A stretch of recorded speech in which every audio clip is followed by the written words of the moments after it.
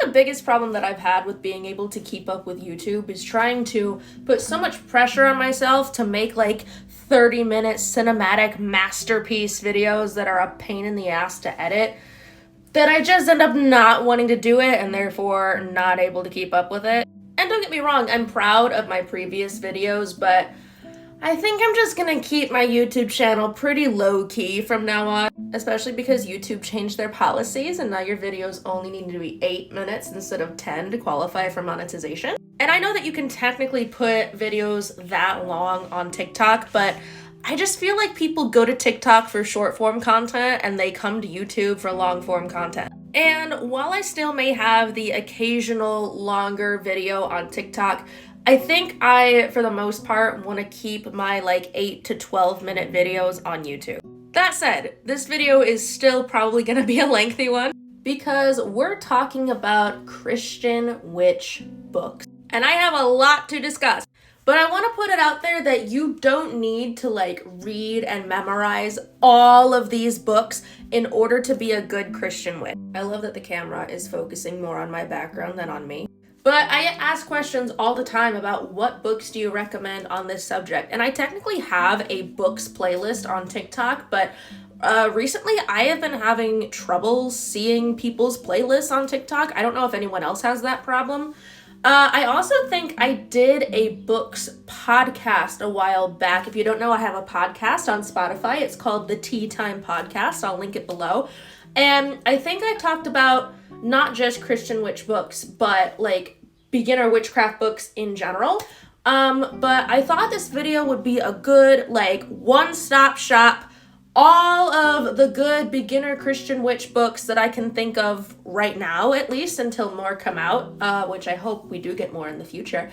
So that from now on, when someone asks me, what books do you recommend? I could be like, I have a whole YouTube video about that. So get yourself a snack, maybe some tea, or another nice hot beverage as it is still winter, and we'll get into this. Side note, I'm actually filming this on TikTok and I'm just gonna download it without posting it to TikTok and then I'll post it to YouTube, but it is so weird filming horizontally on here, but it will cut my editing time like in half. So first of all, what Bible do I read as a Christian witch? Because, the Bible says blah, blah, blah, blah.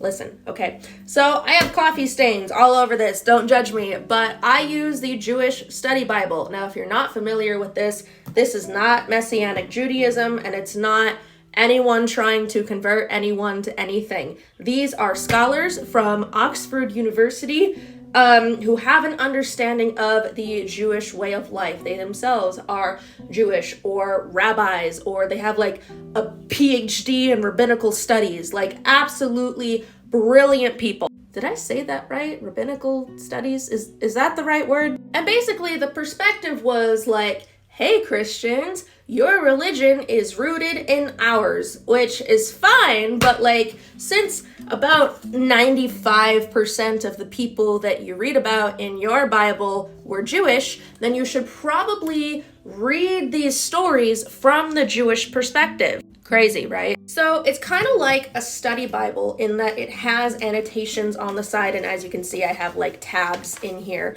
but it puts everything in context in terms of like the Jewish way of life back then. And it is because of those annotations in this Bible that we find out that a lot of the supposed prohibitions on magic aren't as they seem.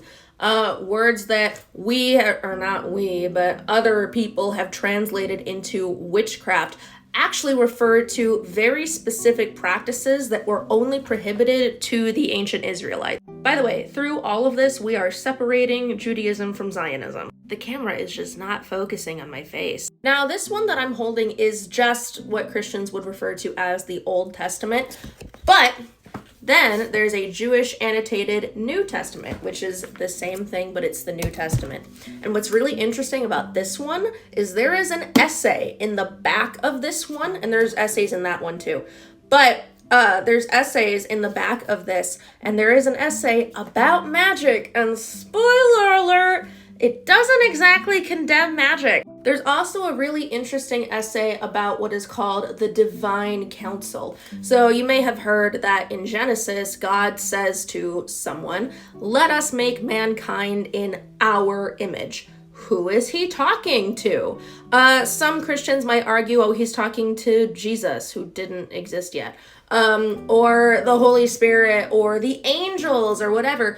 But a lot of scholars suggest that he's actually talking to what is called the divine council, which might include some of the aforementioned beings, but also, according to these scholars, includes Lucifer. All the Luciferians watching said, "Ayo!" And for my Catholic friends, there is a Jewish annotated Apocrypha, which I should probably get, even though I wasn't raised Catholic. I would be interested in reading it. I gotta put my hair up. I'm starting to get a headache. Not all of the books that I'm gonna recommend next inherently have to do with witchcraft, but they could give you a different perspective on the Abrahamic divine, or they go into a bit more of like the historical Jesus, just to give you a different perspective on some of the things that you were maybe taught in like evangelical Christianity or mainstream Christianity. So yes, a lot of these books do have to do with Christian witchcraft or Christop Paganism specifically, but not all of them necessarily. So the first couple books I'm going to discuss, I want to say are like your level 1 kind of introduction to Christian witchcraft, which is not a bad thing. I don't say that to demean these books or these authors. You gotta start somewhere, right? So we'll start with like the uber beginner books and then kind of gradually transition into more complex subjects. First, we have The Path of a Christian Witch by Adelina St. Clair. And yes, these are all reversed, I'm sorry. This is a good, again, level 1, very basic introduction to Christian witchcraft. It's actually the first one that I ever read. It's a little bit Catholic based, but it's just a good book to know that you're not alone, to know that like you're not the only person who has ever had the urge to dive into witchcraft, even though you're not sure it's okay. It's a little bit more memoir based than like academic, here's why you can do this based. There's a little bit of that in here, but again, for just a good like beginner, okay, I'm not alone in this book, I highly recommend this. Next we have Magical Prayers for the Christian Witch by Valerie Love. This author actually has a plethora of Christian witch books that I would highly recommend. And like, if you just go into your browser and type in Christian witches, you'll probably find a website called christianwitches.com, and she runs that whole organization. Now, you don't have to be a part of that organization in order to be a Christian witch, but she has some resources, and again, it's just good to know that you're not alone. And she has a really interesting story as well. For one thing, she is a Black woman, so if you are a person of color looking for representation in the Christian witchcraft community, or just the witchcraft community as a whole, I think she is really important for that. She's also an ex-Jehovah's Witness, and she just has a really interesting story to like how she transitioned into Christian witchcraft. This one I don't think is the memoir. I think she has another book called like the Christian Witches Manifesto or something like that. Like I said, she has multiple books on the subject. This is just like prayers and spells. It talks a little bit about things you can do for like the astrological seasons and things like that. So this is more of a how-to, I guess, but if you're able to read her more memoir-based book, I would highly recommend that as well. Next, we have The Occult Book by John Michael Greer, and as you can see, I have lots of tabs in here as well. This gives you a bit of a taste of the occult community as a whole, if you're not familiar with that, which as a Christian witch, you shouldn't just be focused on Christian witchcraft alone. You should verse yourself in other ideologies, but there are a lot of Christian figures in this book because Christian mysticism and occultism is not a new thing. So this could give you some insight into some people and groups that were Christian who partook in some occult activity. Partook is the right past tense, right? I'm sorry, guys. Next, we have Jesus Through Pagan Eyes by Reverend Mark Townsend. And this is a reverend who has done exactly what I said. He has explored other cultures, other ideologies, and he took the time to have a sensible and respectful, loving conversation with several different pagans and witches and just ask them what their perspective on Jesus is. And the majority of them had some really nice things to say. They all kind of shared the ideology that, if they left the church, the problem wasn't necessarily Jesus, it was more so the church. The majority of people that he interviews do agree that you can be both Christian and pagan. A couple of them did say that they weren't so sure, but it's still a really interesting resource to see that it is possible that the two of these things can be combined. Speaking of combining both Christianity and paganism, we've got Christop Paganism by Joyce and River Higginbottom. This book could be a little harder to find. I think I got this used on Amazon, but if you can find it, it is a really good resource. And this book interviews Christop pagans specifically on their path, their journey, how they came to be where they are now. And it just discusses Christop paganism throughout history, because as I said, this is not a new thing. So if you're looking for historical evidence that this has been around for a long time, this is a really good book. I have another Christop Paganism book that I'll get to in a second, but first, we next have Mary Magdalene Revealed by Megan Watterson. As you could probably guess by the title, this book primarily centers around Mary Magdalene, who is an extremely important figure in Christianity. The church has tried to demean her, erase her in so many ways, but she was the apostle of apostles. She's one of the most important followers of Jesus. She was the first to see him resurrected. She was by his side at the cross. And there are some theories that suggest the two of them were even married and had children, which this does discuss a little bit. But if you're in search of the Christian divine feminine in any way, this is a really great book. If you grew up Catholic, Mary Magdalene is a saint, so the idea of venerating her might not be so foreign to you, but it might be really foreign for others if you weren't raised Catholic, so this is a really good guide on the Christian divine feminine. And the last sort of beginner-centered book that I'm going to talk about for now is Where the Gods Left Off by my good friend Sarah Restressen. So what Sarah did basically is she got into meditation and channeling deities using tarot cards and different forms of divination, and she herself is a Christian witch, and she took it upon herself to explore pagan deities, demons, things that you wouldn't necessarily expect a Christian witch to encounter if you're really new to this. And she just kind of writes her perspective and, in her experience, the deities and other entities' perspectives about God and God's perspective of them. And it's a really interesting read. So if you're looking for a good, personal resource that you really can balance both of these practices, this is a really good book. I have another book of hers that is kind of beginner-centered that I'll talk about in a few minutes. You probably already know what I'm talking about, but before we get to that, I kind of want to save that one for last because it's the one I'm most excited about. Let's get into more somewhat advanced text. So next, as we kind of start to dive into some more complex topics, we have Anathema Maranatha, which is a mouthful, by Martin Duffy. And this is about Christian baneful magic. So if you're not familiar with baneful magic, it is something that used to be referred to as black magic, which we don't really say anymore because it has some racial connotations behind it. So now we either say the left-hand path or baneful magic. So these are things like hexes and curses that have historically been used by Christians for centuries. And the reason why it wasn't necessarily condemned, apart from a few exceptions, and why it was for the most part acceptable, it really all comes down to sexism. When the monks do it, it's fine. They're men of God. We can trust them to know what they're doing. But if it's women, clearly it's witchcraft and we gotta burn them at the stake. There were men burned at the stake too and, executed in the witch trials, all that, but still. So if you've ever wondered to yourself, can a Christian witch perform hexes and curses and stuff? Again, this is getting into more advanced territory. I would not recommend a uber beginner get into hexing and cursing. And even if you do, learn to advance your practice and get into that territory, you do have to be really responsible with it. But if you want to learn about it, or you're kind of dipping your toes into that realm and you want to incorporate it into your Christian witchcraft, this is a really good resource. Next, we have When God Had a Wife, which if you've been following me on TikTok for a while, you know that I've talked about this book a lot. I've probably tabbed it way too much because there is so much information in here.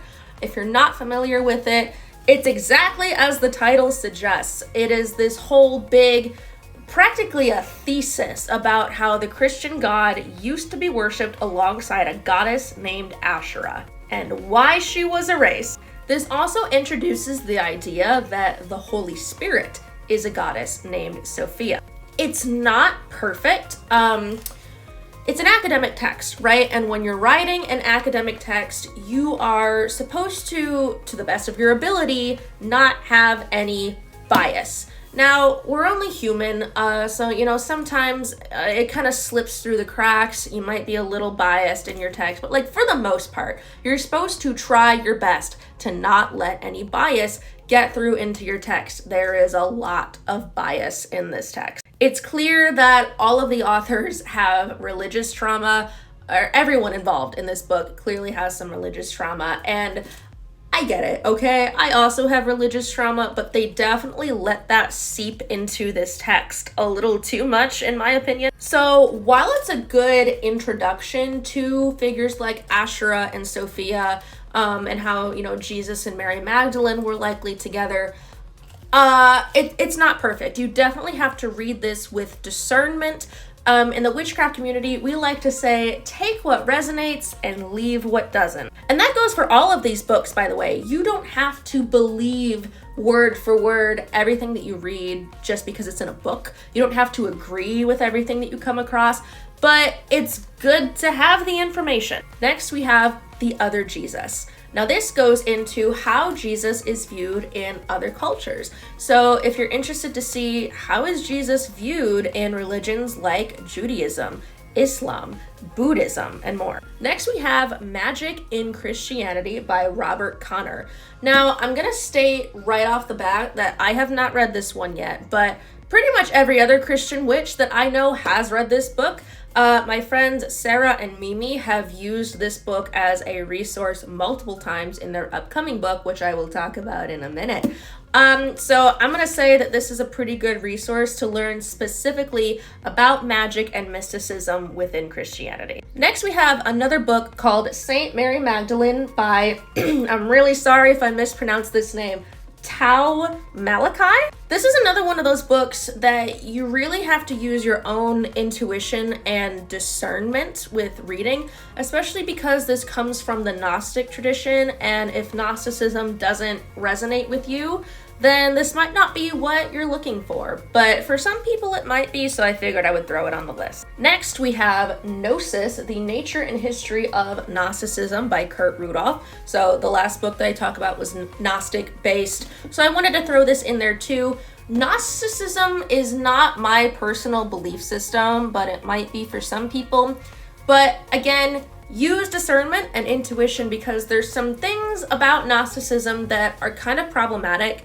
It talks about how God is this actual evil being known as the demiurge keeping us trapped, and Jesus came to save us and we don't have to worry about that old God anymore. But it's if that's really the case, what are you saying about Jewish people who still worship that God and who are worshiping a supposedly evil God? And you're what are you saying about those people?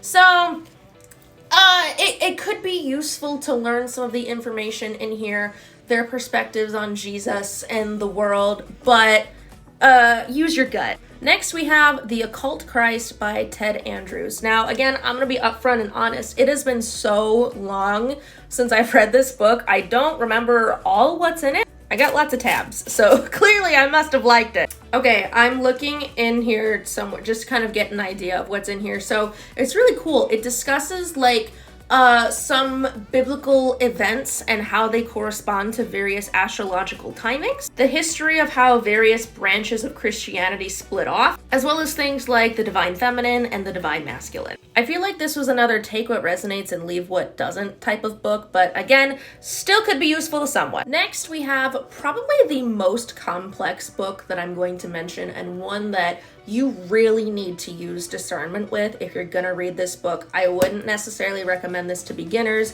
This is definitely if you're more in an intermediate part of your practice, but I figured I'd throw it in here as like an honorable mention. So we have The Cabala and Magic of Angels by, again, I'm so sorry if I pronounced this wrong, Magin Gonzalez Whipper. The reason why I included this book is because it has a lot of valuable information about angels, such as their correspondences, things that you could give to them, associate with them, ways to work with them, and just some information about them that is hard to find in other places. Now, the reason why I said you have to have some discernment when reading this book is because some of the information in here has to do with Cabala, which is a closed practice because it is a form of Jewish mysticism and Judaism is closed.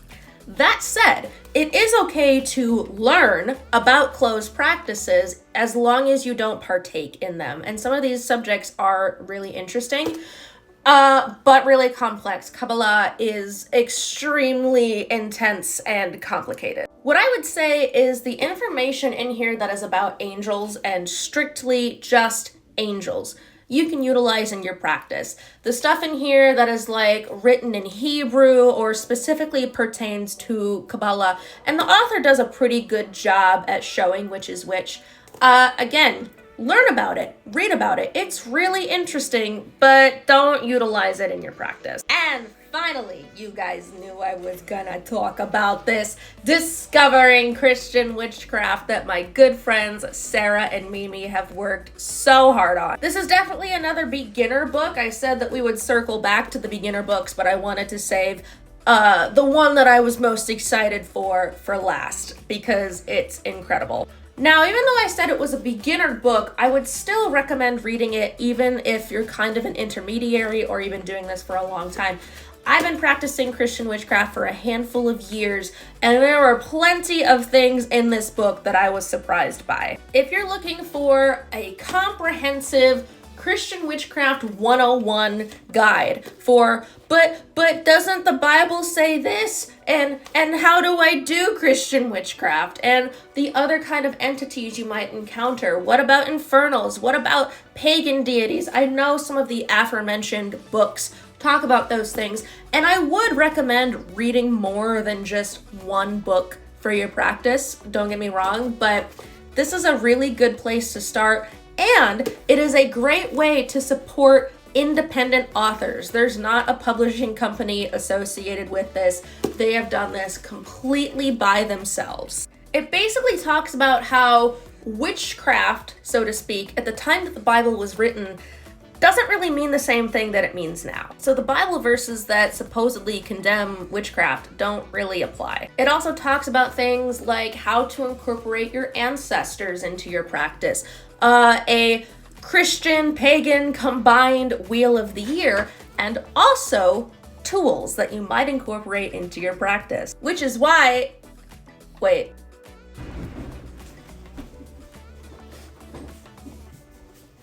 I needed to grab one. Okay. While you can get the book individually by itself, either in paperback or ebook form from Sarah's website, it's also available for pre-order right now. If you want a book and beginner Christian witchcraft kit combo, I am collabing with Sarah and Mimi on that. The official book release is March 1st, and I will be selling the book and kit combo or just the individual kit. But if you want the individual book, you gotta go through them. I don't have it right now, but eventually there will be a QR code like sticker right here that will tell you how to use everything in the kit. And we tried to make it broom closet friendly. I have a very long announcement video that shows everything that's in this kit and goes into a little bit more detail. I have posted it here to YouTube, but it is also pinned to my TikTok. But it includes lots of tools that you might find in a Christian witchcraft or any form of witchcraft practice, and it corresponds to some of the things that are discussed in the tools section in the book. And I am super excited for it. Okay, that's all I have for today. This was a lot easier to film than some of the other videos that I've done, and I think I'm gonna keep it pretty low-key from now on. Even though I said at the beginning I was gonna keep some videos on here a little shorter, this was a lengthier one, so I hope that you guys enjoyed it. I hope that some of these books can be helpful to you along your journey, and remember, get Discovering Witchcraft and the Beginner Christian Witch Kit on March 1st. I keep saying I'm going to try to do YouTube more often, but I think with the way that I'm able to film this on TikTok and then basically download it and cut my editing job in half, I think, knock on wood, I'm going to be able to do these more often. So let me know what else you would like me to talk about, and I'll see you guys another time. Bye. Hello, it's Hannah from the future. I'm realizing that I forgot to tell you that all of the stuff that I mentioned before, my store, some other information, my podcast, all of that stuff is going to be linked in the description. I gotta get used to saying that if I'm gonna be some YouTuber. Let me know what else you want to see on this channel as I try again to bring it back from the dead. Make sure you like and subscribe. What, 6 times the charm? Check out all of my stuff, and I will see you eventually. Bye.